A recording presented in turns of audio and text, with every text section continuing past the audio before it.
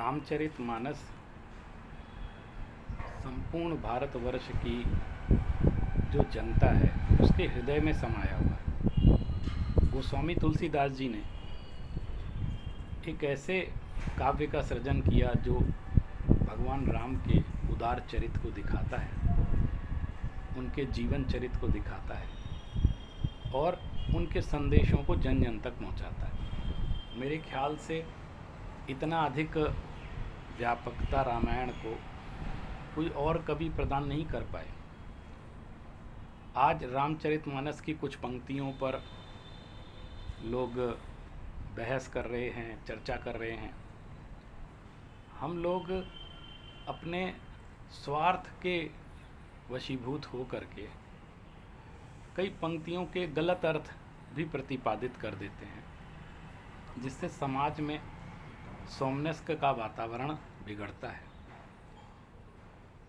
अगर आप संपूर्ण रामचरितमानस को गहराई से पढ़ेंगे तो आपको कहीं भी ऐसा कुछ भी नहीं मिलेगा जो मानवता के खिलाफ हो। गोस्वामी तुलसीदास बहुत बड़े विद्वान थे और जनता के हृदय को समझते थे, इसलिए उन्होंने ऐसी चौपाइयाँ लिखी। सबसे पहले मैं एक बात ये कहना चाहता हूँ कि उन्होंने एक स्थान पर लिखा है, जे प्राकृत कवि बड़े सयाने। वो अपने से पूर्ववर्ती कवियों का बहुत सम्मान करते थे और उनके कई सौ वर्ष पहले एक प्राकृत भाषा के कवि हुए हैं बिमल सूरी, जो जैन आचार्य थे। उन्होंने भगवान राम के चरित्र के आधार पर, जो कि जैन परंपरा में भगवान राम का चरित्र सुरक्षित है, वहाँ लिखा गया है, उसका बड़ा गहराई से वर्णन किया है।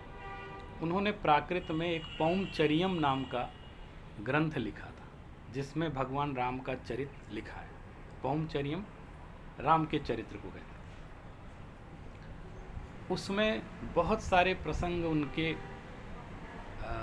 अद्भुत तरीके से उसमें व्याख्यायित किए गए हैं और हमारे गोस्वामी तुलसीदास जी उस ग्रंथ को पढ़ चुके थे।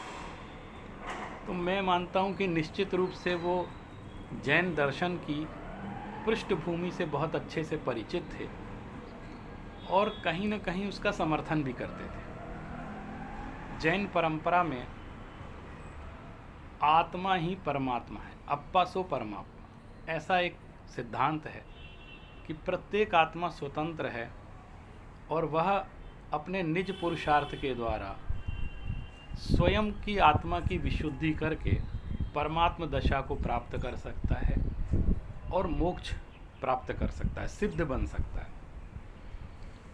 इस दृष्टि से किसी भी जीव में कोई भेद नहीं है, न जाति का भेद है, न पंथ का भेद है, इवन गतियों का भी भेद नहीं है।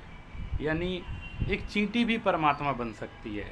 जैन दर्शन ने इतना बड़ा सिद्धांत दुनिया को दिया कि प्रत्येक जीव बन सकता है, अगर उसकी पर्याय में योग्यता आ जाती है और वो स्वपुरुषार्थ करता है, अपनी आत्मा को जानने का प्रयास करता है, तो इस भाव में ना सही अगले किसी भाव में, कितने भी भाव हो जाएं, लेकिन वो कभी न कभी मुक्ति को जरूर प्राप्त करता है। इसका मतलब उसके पास ये राइट है कि वो मुक्त हो सकता है। जैन दर्शन उस हर जीव को ये राइट देता है कि वो मुक्त हो सकता है। यह जो एक स्वतंत्रता का सिद्धांत था, जो जातिवाद को भी नहीं मानता था, पंथवाद को भी नहीं मानता था, इवन पशु और मनुष्य में भी वहाँ पर साधना के स्तर पर विशेष अंतर नहीं किया गया।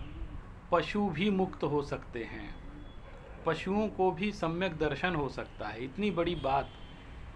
और रत्नकंठ सावकाचार नाम का एक ग्रंथ है जिसमें चांडाल जाति का भी व्यक्ति सम्यक दर्शन प्राप्त करता है। एक भगवान महावीर का अंतिम उपदेश माना जाता है जो उत्तराध्ययन सूत्र में लिखा हुआ है।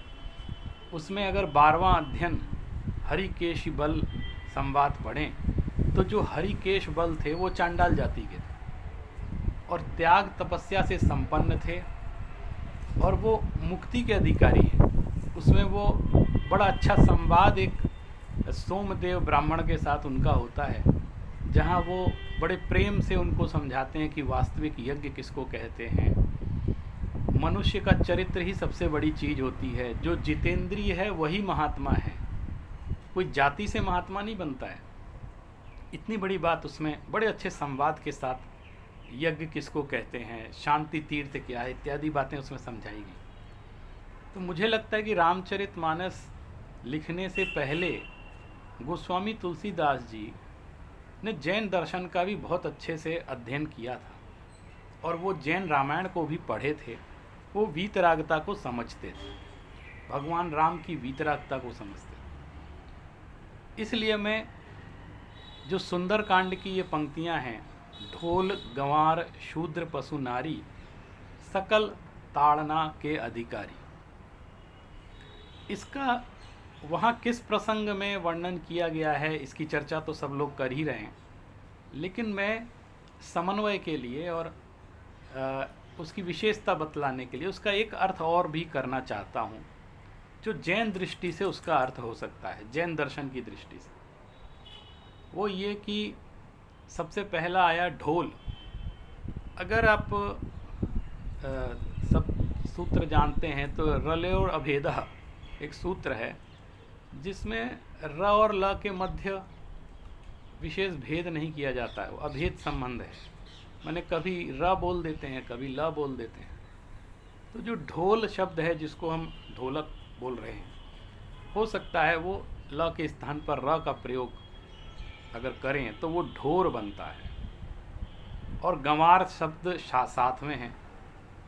आप अगर अर्थ के इतिहास को देखें तो ये जो देशज भाषा के शब्द हैं, ढोर गंवार, तो ढोर तो वैसे पशुओं के लिए देशज शब्दों में प्रयुक्त होता है, लेकिन यहाँ एक पशु शब्द भी है, इसलिए हम ढोर और गंवार इन दोनों को एक समुच्चय शब्दावली अगर बना के प्रयोग करें तो जैसे कहीं हम लोग कह देते हैं ये मूर्ख है, अज्ञानी है, तो मूर्ख भी बोल देते हैं, अज्ञानी भी बोल देते हैं, जबकि दोनों का एक ही अर्थ होता है। तो इस तरह से अगर आप ढोर गंवार शब्द का प्रयोग करें तो दोनों का संयुक्त अर्थ ही मिलता है अज्ञानी जीव। अज्ञानी माने जिसको आत्मा परमात्मा का ज्ञान नहीं है, या जो शब्द संसार को नहीं जानता है, अक्षर संसार को नहीं जानता है, पढ़ता नहीं है, यानी निरक्षर है, ऐसा व्यक्ति, उसको ढोर गंवार कह सकते हैं। अब तीसरा क्या हम दूसरा ही शब्द कहेंगे, शूद्र शब्द है। तो शूद्र हमेशा से भले ही इस अर्थ में प्रयोग हो रहा हो, किसी जाति, निम्न जाति के लिए प्रयोग किया जाता है जो समाज में प्रसिद्ध है, लेकिन शूद्र शब्द जो है अगर आप कहीं और भी देखेंगे तो ये अशुद्धता के अर्थ में भी होता है। यहाँ तो हम जाति के ही अर्थ में लेंगे। जैसे मैं भले ही ऊंची जाति का माना जाता हूँ, लेकिन यदि मैंने स्नान नहीं किया है और मैं बाथरूम वगैरह होकर आया हूँ, तो हमारी माताजी हमें किचन में प्रवेश नहीं करने, रसोई घर के अंदर प्रवेश नहीं करने देती। वो ये कहती हैं कि तुम शूद्र हो गए। क्यों? क्योंकि तुम अशुद्ध हो। भले ही मैं जाति से सामाजिक दृष्टि में ऊंचा माना जाता हूँ, लेकिन यदि मैं कोई ऐसा कार्य करता हूँ जो अशुद्धि को द्योतित करता है, तो कहते हैं तुम स्नान करके आओ, फिर तुम रसोई घर के अंदर प्रवेश कर सकते। तो ये भेद तो हमारे घर में भी चलता है। अब आप इसको कहेंगे छुआछूत है, ये छुआछूत नहीं है, ये पवित्रता अपवित्रता का संबंध है। यदि मैंने स्नान कर लिया तो मैं छूत हो जाता हूँ, यदि मैंने स्नान नहीं किया तो मैं अछूत हूँ। ये कोरोना ने हम लोगों को ये चीज़ सिखाई है कि एक दूसरे को छूना नहीं है, जिसको कोरोना हो गया उसको कोई छुएगा नहीं। तो अब ये क्या, वो कोई अछूत संप्रदाय थोड़ी है, लेकिन शुद्धि के लिए संक्रमण न फैले, रोग न फैलें और अशुद्धि न फैले, इस दृष्टि से उसका अर्थ किया जाए। तो इसी अर्थ में हमेशा से अशुद्धता के लिए इस तरह के प्रयोग किए गए, लेकिन बाद में ये जाति सूचक भी बन गए, इसमें कोई आश्चर्य नहीं है। और समाज में वैमनस्क भी इस कारण से फैला है। लेकिन अगर इसको जाति अर्थ में भी लेते हैं तो एक शूद्र माने निम्न जाति, जिनको कि ऊंची जाति के लोग किसी चीज़ का अधिकारी नहीं मानते हैं। न ये पूजा पाठ कर सकते हैं, न ये मंदिर के अंदर, पहले समाज में बहुत ज़्यादा थे, मंदिर में भी प्रवेश नहीं कर सकते, और ये पवित्र कार्य नहीं कर सकते, इनको ज्ञान का भी अधिकार नहीं है, तुम्हें पढ़ने का भी अधिकार नहीं है, ऐसा ऐसा कहा जाता था। ये पहले की बातें। अब तो वर्तमान में सामाजिक परिदृश्य बदल चुका है, लोगों की सोच भी बहुत बदली है, शिक्षा ने लोगों का जीने का स्तर भी उठाया है, और इन सब चीज़ों से सोच बदली है। आज की नई शिक्षित युवा पीढ़ी इन सब चीज़ों को स्वीकार नहीं करती है, और ये एक अच्छा संकेत है। लेकिन अब शूद्र माने निम्न, मनुष्यों में जिनको निम्न माना जाता है, होते नहीं है, माना जाता है समाज में। उसके बाद पशु। अब पशुओं को लोग माने सिर्फ ये समझते हैं कि तो हमारे उपयोग के लिए, इन पे हम चाहे जितना भार लाद दें या इनका दुरुपयोग करें, इनको मारें पीटें, और ये भी मान लेते हैं कि जब पशु किसी काम का नहीं रह जाता है तो इसको कत्ल खाने में भेज देते हैं। अनेक पशुओं की बलि चढ़ाई जाती है, और अनेक पशु जीवन इस तरह जीते हैं कि उनको लालन पालन भी उन्हें मारने के लिए किया जाता है। जैसे मत्स्य पालन उद्योग होता है, तो वो पालन नहीं है, वो मत्स्य मारन उद्योग है। सुअर पालन उद्योग है, वो सुअर को पाल नहीं रहे, सुअर को मार रहे हैं, लेकिन नाम दे रहे हैं पालने का। उद्देश्य क्या है? उनको मारना है। इसी तरह अनेक कत्ल कारखाने और चमड़े का व्यापार, मांस का व्यापार, मांस एक्सपोर्ट किया जा रहा है, अनेक पशुओं की बलि दी जा रही है। तो ये उनको जीने का अधिकार है, लेकिन उसको लोग दुरुपयोग कर रहे हैं, और वो भी जीवन उनका भी जीवन है, वो भी आत्मा है, उनको भी दुख दर्द होता है। इस तरह का चिंतन नहीं करते हैं, बल्कि वो ये सोचते हैं कि ये तो अचेतन है, जैसे इस तरह से उनके साथ बिहेव किया जाता है। तो तुलसीदास जी कह रहे हैं कि ये पशु माने ये भी जो त्रियंच गति के जीव हैं। और एक बात और, ढोर गंवार शूद्र पशु नारी, अब नारी शब्द पे आता है। मुख्य रूप से तो ये बात भारतीय परंपरा में नहीं है, क्योंकि नारी को हमेशा से अधिकार दिया गया है। और लेकिन बीच में कुछ सामाजिक व्यवस्था, इसको कहेंगे कि ये कोई बुराई के रूप में समाज में आ गई थी, कि नारियों को भी एक विकृत मानसिकता के तहत ये बतलाया गया कि तुम्हें भी धर्म करने का अधिकार नहीं है, नारी मुक्त नहीं हो सकती है, उसको मुक्ति का अधिकार नहीं है, मोक्ष नहीं जा सकती। और अगर तुमने श्रुति को सुन लिया, वाक्यों को सुन लिया, पवित्र वाक्यों को, यदि तुमने धर्म ग्रंथों को सुन लिया, तो तुम्हारे कान में शीशा घोल के डाल देंगे। ऐसे ऐसी बुराइयां भी समाज में रही हैं। यद्यपि ये मूल परंपरा कभी नहीं रही प्राचीन काल से, लेकिन जैसा कि समाज बदलता है, बुराइयां भी बदल हो जाती हैं, तो उसको विकृति के रूप में ही भारतीय परंपरा में स्वीकार किया गया। अब रामचरितमानस के जो कर्ता हैं गोस्वामी तुलसीदास, वो एक अद्भुत सामाजिक क्रांति लाना चाहते हैं, और वो ये कहना चाहते हैं समाज से कि ये सब ताड़न के अधिकारी हैं। अब आप देखिए, ताड़न, इसमें जो ड़ शब्द है, इसके स्थान पर र का प्रयोग भी होता है। आप देखिए, हमारे बिहार प्रांत के जो हमारे भाई लोग हैं, वो ड़ के स्थान पर र और र के स्थान पर ड़ का प्रयोग करते हैं। सड़क को सड़क बोलते हैं। आप देखिए, उनके उच्चारण में ये रहता है। उनके यहाँ जो देशज वहाँ की भाषा है, वो जब हिंदी बोलते हैं तो इस तरह के प्रयोग करते हैं। तो अगर आप ताड़न शब्द में ड़ का र करके देखिए, और न है, न के स्थान पर ण का प्रयोग होता है, और जैन परंपरा में ज़्यादा होता है, नमो के स्थान पर नमो बोलते हैं। नोड़ा एक सूत्र है हेमचंद्र का जिसमें न के स्थान पेड़ों का प्रयोग होता है। तो आप देखिए, अगर ताड़न शब्द बोलेंगे तो उसको आप अगर परिवर्तित करके देखिए तो वह तारण शब्द बनता है। यानी मैं बहुत बड़ी बात आपसे कह रहा हूँ, इस दृष्टि से भी उनके अर्थ पर विचार करना। जब बहुत सारे अर्थ निकाल रहे हैं तो मैंने विचार किया इस दृष्टि से भी, जो जैन दृष्टि है उस दृष्टि से उसका अर्थ निकाल के देखेंगे तो आपको इसका व्यापक स्वरूप समझ में आएगा। यानी अज्ञानी, जिसको आप अज्ञानी समझ रहे हैं, वो भी परमात्मा है। अभी वर्तमान में उसको ज्ञान नहीं है, लेकिन ज्ञान का अधिकार उसको है, मुक्ति का अधिकार है। ढोर गंवार हो गए, शूद्र, यानी आपने जिसको जाति से निम्न बना रखा है और ये समझते हैं कि निम्न जाति का इसको धर्म करने का अधिकार नहीं है, वो ये कह रहे हैं इसको भी परमात्मा बनने का अधिकार है। ये भी मुक्ति को प्राप्त कर सकता है, मोक्ष को प्राप्त कर सकता है, ये भी साधना कर सकता है, ये भी महाव्रतों को अंगीकार कर सकता है, ये भी मुनि दीक्षा ले सकता है। ढोर गंवार शूद्र पशु, एक तिर्यंच को भी मुक्ति का अधिकार है। एक तिर्यंच भी मुक्त हो सकता है, वो भी जीव है, वो भी परमात्मा बन सकता है। और नारी, जिसको आपने कहा है कि मुक्ति को प्राप्त नहीं कर सकती है, तो जैन परंपरा में नारी को भी मुक्ति का अधिकार दिया गया है। वह भी भगवान के समूह शरण में बैठती है, उनको भी आर्य का दीक्षा दी जाती है, वे साध्वी बनती हैं, तपस्या करती हैं, और इस जन्म में ना सही अगले जन्म में किसी न किसी जन्म में उनको मुक्ति अवश्य मिले।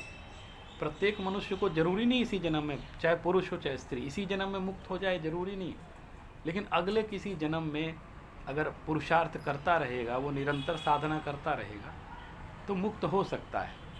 हो सकता है माने कैपेसिटी है, इस कैपेसिटी को अधिकारी कहा जाता है, माने उसके अंदर क्षमता है।